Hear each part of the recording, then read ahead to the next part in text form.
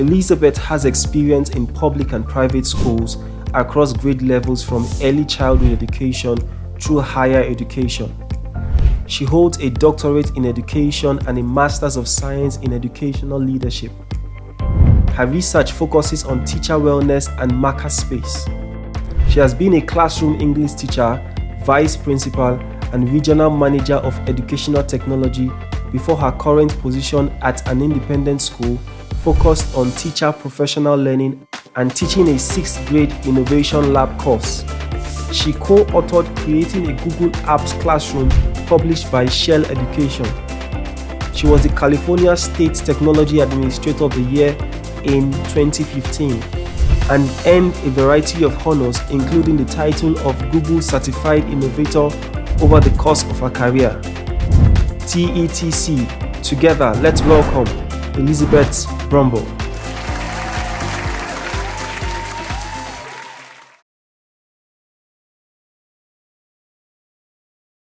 Thank you so much. And thank you for allowing me this opportunity. Let me just ensure that all my settings are as I expect them to be.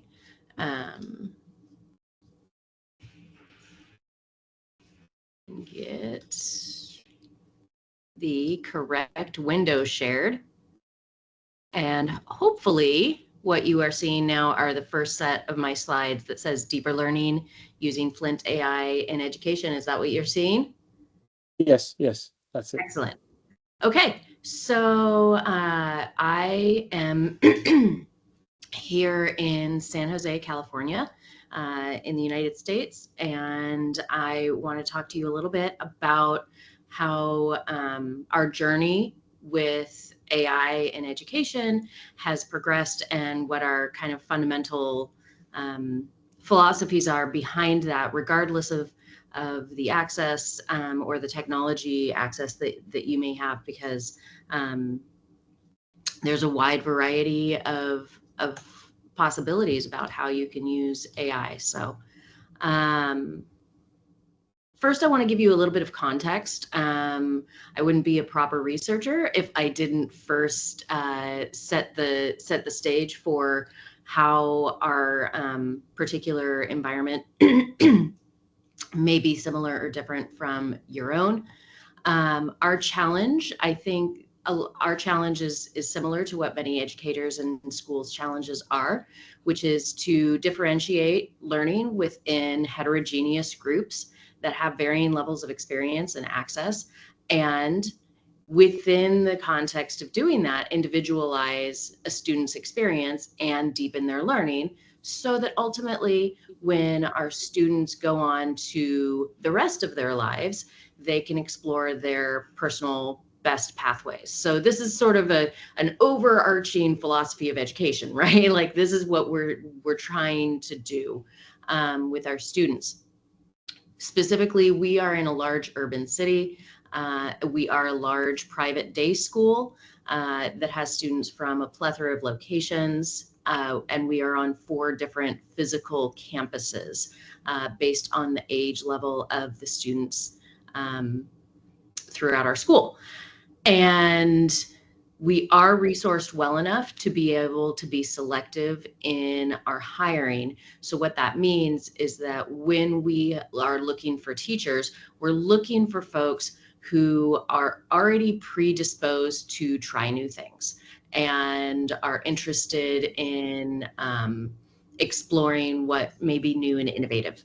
And that is a fortunate situation to be in. So when AI started to become more prevalent across the world, and it was something that we wanted to make sure that we were being aware of and keeping abreast of. And we wanted to make sure that we are constantly preparing our students for the most flexibility in whatever those future pathways may be. But we still want to remain focused on these tenets of good instruction and good learning, which center on the value of play, the value of exploration. And I don't care if you're talking about technology or you're talking about crayons or you're talking about being outside, that experiential learning is paramount to deeper learning. And we wanted to expose our students to what AI might be able to provide for them as they leave our schools as well. So focusing on how can we use AI for student learning with a focus on student learning primarily. So a couple of the caveats of the examples of usage that I'm going to give you. So basically, I'm going to take you through a couple ways that or a couple different assignments or ways that our teachers used Flint with specific examples of of prompts that they created. And the reason I'm using these particular examples is because they are indicative of deeper learning for these students. And yes, it was made easier by the use of AI.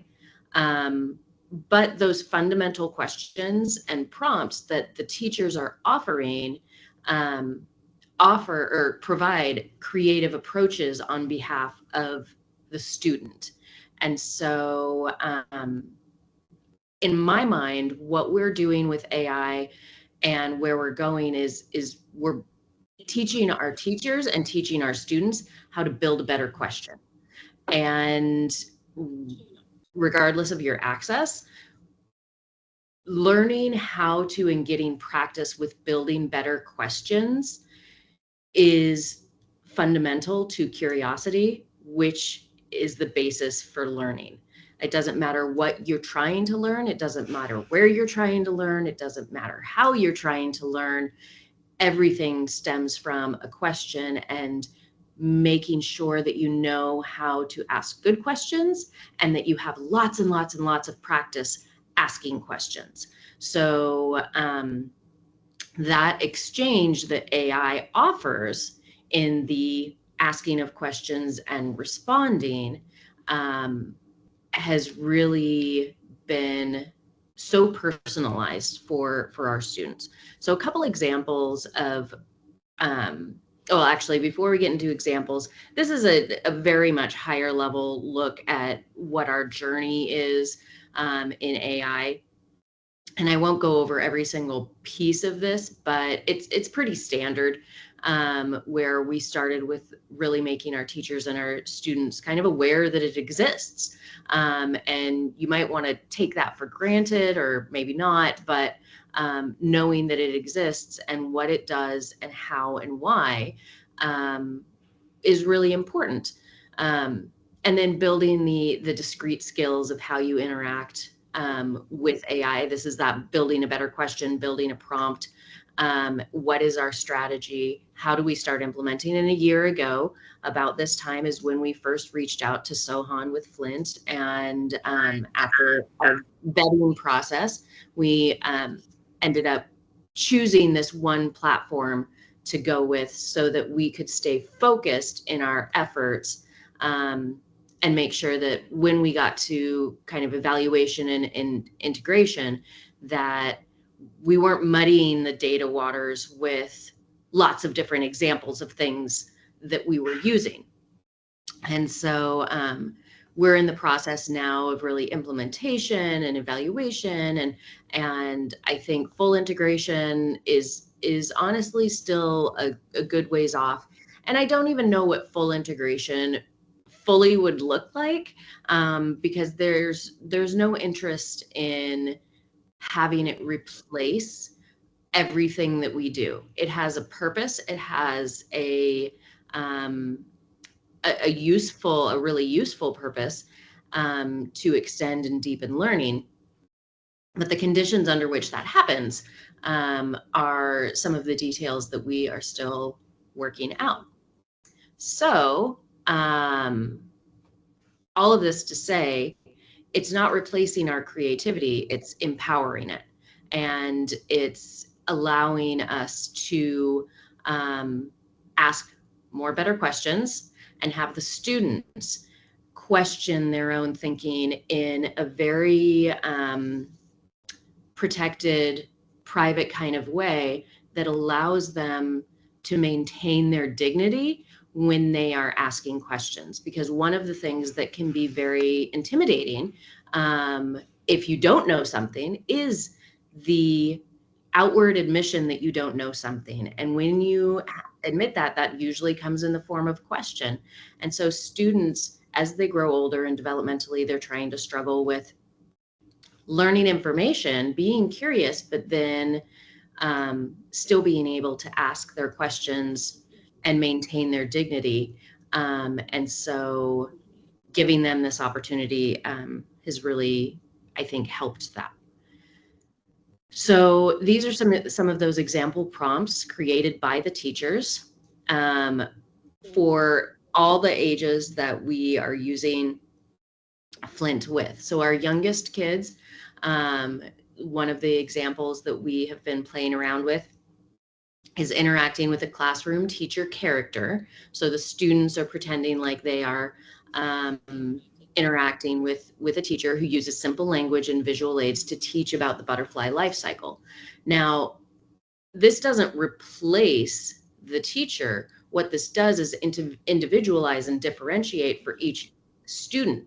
So one student may be at a different level in terms of understanding the butterfly life cycle than another one. And so each of those students can enter with the information that they have and then engage in this individualized conversation, for lack of a better term, with this virtual teacher. Now, what does the actual teacher do during this time?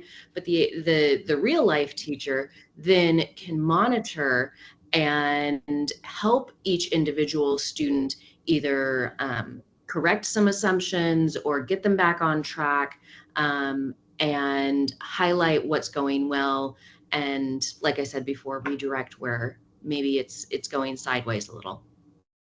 So for a little bit older students, imagining that they're a reporter talking to a famous person from any history, and the tutor will act like that person, answering questions about their life and what they did.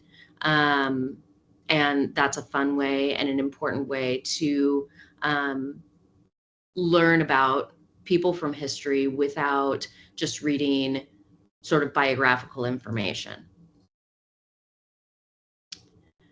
And then when we get older into our 13 to 17, 18-year-old, we have some more literary analysis discussing how to develop a debatable thesis statement. One of the challenges that our students have in the older grades is the ability to create a thesis statement that in their writing that is actually debatable and arguable. Too often our students will come in and they will say something very logical that isn't terribly debatable in their thesis statements in an effort to be right over taking a chance. And so this particular tutor guides the students through that process.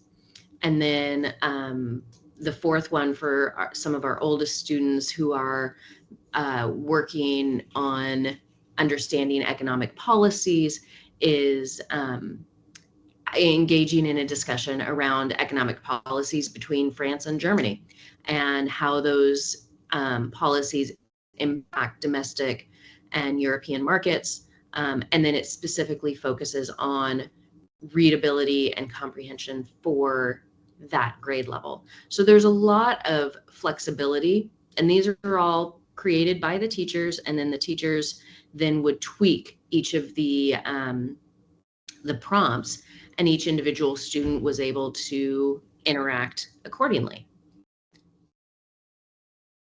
So where AI sits in our philosophy, the TPAC model is something that our school kind of rests upon. And I wouldn't say that it's something that we we don't use it to evaluate our teachers. Let me put it that way.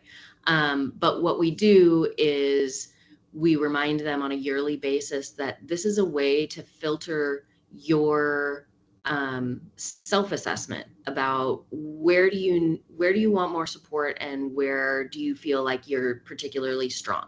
And this is based out of some research done in 2006, and it essentially talks about the intersection between content knowledge, pedagogical knowledge, and technical knowledge. So the content knowledge, right, is how well do we understand the content that we're teaching, and how well do we stay up to date on that specific content. So if you are teaching literature, are you making sure that you're continuing to stay abreast of whatever is contemporary, math concepts, science concepts, all of those. Pedagogical knowledge is how well do we understand the developmental stages of the students with which we work, because what is going on in a 7-year-old's brain is different from what is happening in a 17-year-old's brain. And so what do we know about child development stages to make sure that we are meeting the students conceptually with the activities and the instruction that we plan to make sure that we to make sure that that content is actually going to be absorbed and applied. And then the technical knowledge, oftentimes this is referred to more broad or more specifically as technology knowledge, like how well do you understand how to interact with technology? But I would argue that it's broader than that, because there are technical elements that exist within every system, and school is a type of system, that make up the job of doing school. And there are people who come either predisposed or they have a family background that gives them the opportunity to be able to be more proficient at doing school. And so we as teachers, oftentimes we are folks who did school well. We know how to go through the process of navigating, let's say, selecting classes, advocating for yourself or not, working through how to get from home to school, all of those technical elements that greatly impact the ability to understand the knowledge and the content.